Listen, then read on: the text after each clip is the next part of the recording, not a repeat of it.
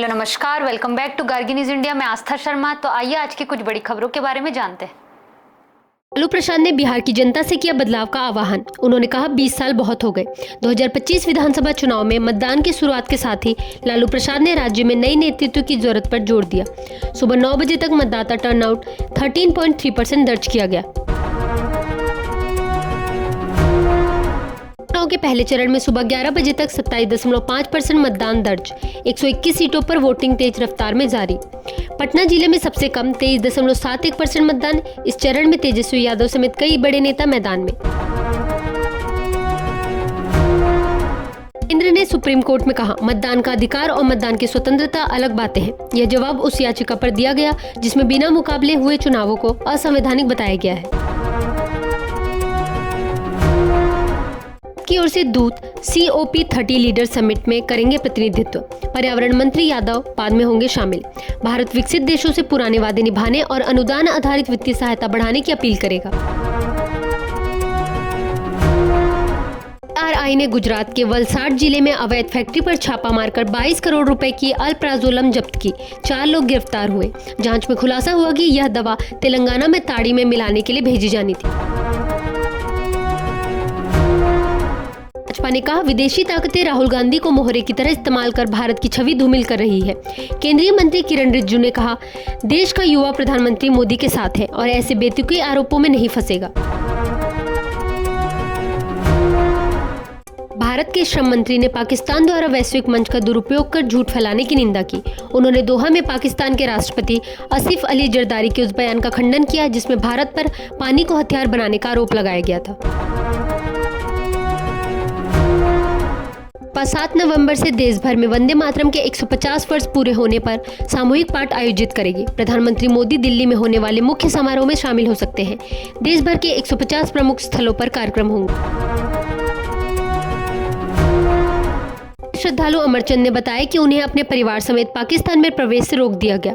अमरचंद और उनके 6 परिजनों को प्रकाश पर्व समारोह में शामिल होने के लिए अटारी वाघा सीमा पार करने के बाद पाक अधिकारियों ने वापस भेज दिया। REA रिपोर्ट के अनुसार अक्टूबर 2025 में पूरे भारत में वायु गुणवत्ता और बिगड़ी। अध्ययन में पाया गया कि 293 में से 255 शहरों में PM 2.5 स्तर WHO मानक से अधिक रहा, जिसमें यह संकेत मिलता है कि 2009 के राष्ट्रीय मानकों को वैश्विक स्वास्थ्य मानकों के अनुरूप संशोधित करने की आवश्यकता है। भारत और अमेरिका द्विपक्षीय व्यापार समझौते के लिए लगातार बातचीत कर रहे हैं। केंद्रीय मंत्री पीयूष गोयल ने जानकारी दी। यह समझौता 2030 तक व्यापार को वर्तमान $191 अरब से बढ़ाकर $500 अरब से अधिक करने का लक्ष्य रखता है। चुनाव आयोग के सूत्रों ने कहा कि राहुल गांधी के हरियाणा में वोट गड़बड़ी के आरोप बेबुनियाद है। आयोग ने बताया कि इस मामले में कोई आधिकारिक अपील दर्ज नहीं हुई, जिससे उनके दावों की सच्चाई पर सवाल उठे हैं।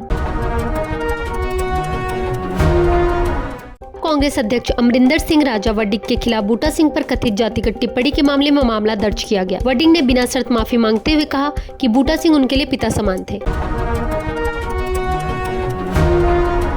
केंद्र ने सुप्रीम कोर्ट में कहा, मतदान का अधिकार और मतदान की स्वतंत्रता 2 अलग बातें हैं। यह बयान उस याचिका के जवाब में दिया गया जिसमें बिना मुकाबले हुए चुनावों को असंवैधानिक बताया गया है। दिल्ली के ऊपर पिछले 7 दिनों से GPS स्पूफिंग की गंभीर घटनाएं दर्ज। एयरलाइंस ने की शिकायत। सरकारी अधिकारियों ने कहा कि यह जांच का विषय है क्योंकि इस तरह की घटनाएं आमतौर पर भारत पाक सीमा के पास होती है, दिल्ली में नहीं।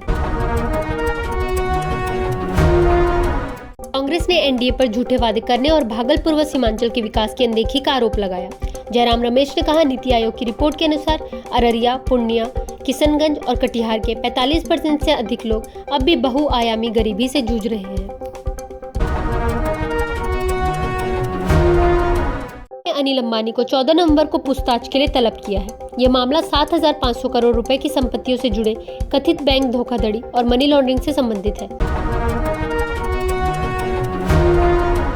प्रधानमंत्री मोदी ने विजेता भारतीय महिला क्रिकेट टीम से मुलाकात में उनके साहस और फिटनेस की सराहना की। उन्होंने कहा, शुरुआती असफलताओं के बाद सोशल मीडिया ट्रोलिंग झेलने के बावजूद खिलाड़ियों ने अद्भुत मानसिक मजबूती दिखाकर इतिहास रचा।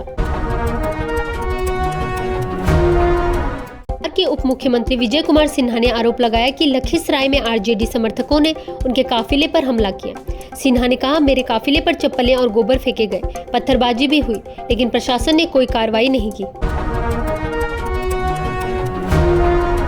मंत्री सुरेश गोपी ने एक बार फिर केरल के आलपुझा में एम्स स्थापित करने की मांग दोहराई। उन्होंने कहा कि जब तक केरल में एम्स की नींव नहीं रखी जाती, वह जनता से वोट मांगने नहीं जाएंगे। सुधार कानून पर सुनवाई के दौरान मुख्य न्यायाधीश गवई ने केंद्र के स्थगन अनुरोध पर नाराजगी जताई। सीजेआई ने कहा, हम पहले ही 2 बार समय दे चुके हैं। अगर आप चाहते हैं कि मामला 24 नवंबर के बाद लगे तो स्पष्ट रूप से बताइए। सुप्रीम कोर्ट ने अब्दुल्ला आजम खान के पासपोर्ट से जुड़ी जालसाजी के मामले को रद्द करने की याचिका खारिज की। इलाहाबाद हाई कोर्ट ने पहले ही केस खत्म करने से इनकार किया था, जिसके बाद पूर्व विधायक ने सुप्रीम कोर्ट का रुख किया। टीएफ ने अद्यतन एसिड रिकवरी फ्रेमवर्क जारी किया, जिसमें भारत ने अहम भूमिका निभाई। प्रवर्तन निदेशालय ने दी जानकारी।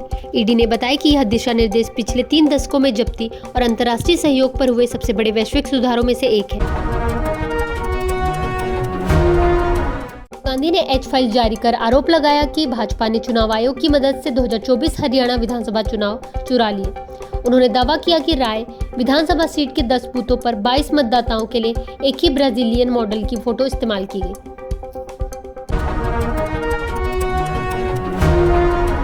डोनाल्ड ट्रंप ने नए परमाणु युग की धमकी दी है। उनकी परमाणु परीक्षणों को दोबारा शुरू करने की बात दशकों से कायम संयम को तोड़ सकती है और अन्य परमाणु शक्तियों को भी इसी राह पर ले जा सकती है। कोरिया ने साइबर अपराधों पर अमेरिकी प्रतिबंधों की आलोचना करते हुए कहा कि दबाव की ये रणनीतियां नाकाम रहेंगी। किम जोंग उन ने हालिया भाषण में अमेरिका से परमाणु निरस्त्रीकरण की शर्त हटाकर कूटनीतिक बातचीत फिर से शुरू करने की अपील की। डोनाल्ड ट्रंप ने कहा कि वह दक्षिण अफ्रीका में होने वाले G20 शिखर सम्मेलन में शामिल नहीं होंगे। यह समूह अब जी के लायक भी नहीं रहा। G20 शिखर सम्मेलन पहली बार अफ्रीकी महाद्वीप पर 22 से 23 नवंबर को जोहान्सबर्ग में आयोजित किया जाएगा। के सेवा क्षेत्र की वृद्धि अक्टूबर में प्रतिस्पर्धात्मक दबाव और भारी बारिश के कारण 5 महीने के निचले स्तर पर पहुंची। PMI रिपोर्ट के अनुसार सेवा क्षेत्र की रफ्तार में गिरावट से आर्थिक गतिविधियों पर असर पड़ा है।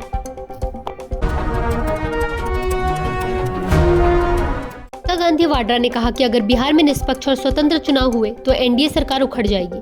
उन्होंने आरोप लगाया कि भाजपा नेता विकास के नाम पर नहीं बल्कि धर्म के नाम पर वोट मांग रहे हैं। प्रधानमंत्री मोदी ने आरोप लगाया कि आरजेडी और कांग्रेस को घुसपैठियों के प्रति नरमी है और वोट बैंक की राजनीति के कारण उन्हें भगवान राम से परहेज है। मोदी ने कहा, 1990 से 2005 के जंगल राज के दौरान विकास का रिपोर्ट कार्ड शून्य था। इन पार्टियों में बिहार को बर्बाद कर दिया।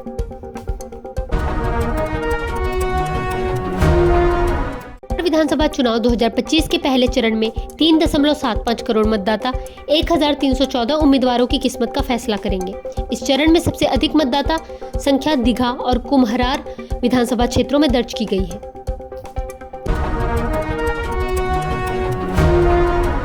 सांसद प्रमोद तिवारी ने कहा कि बिहार चुनाव में अगर भाजपा और उनके गठबंधन की सीटें 3 अंकों तक भी नहीं पहुंचती तो यह कोई हैरानी की बात नहीं होगी।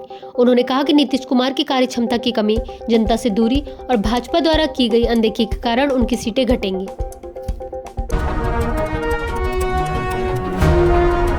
भारत बनाम ऑस्ट्रेलिया T20 में पूर्व ऑलराउंडर शेन वॉटसन ने शुभमन गिल की तारीफ करते हुए कहा कि वह बेहद प्रतिभाशाली है और तीनों प्रारूपों में खुद को ढालने की क्षमता रखते हैं। वॉटसन ने विस्फोटक बल्लेबाज अभिषेक शर्मा की भी सराहना की, जिन्होंने T20 क्रिकेट में शानदार प्रदर्शन से सबका ध्यान खींचा है।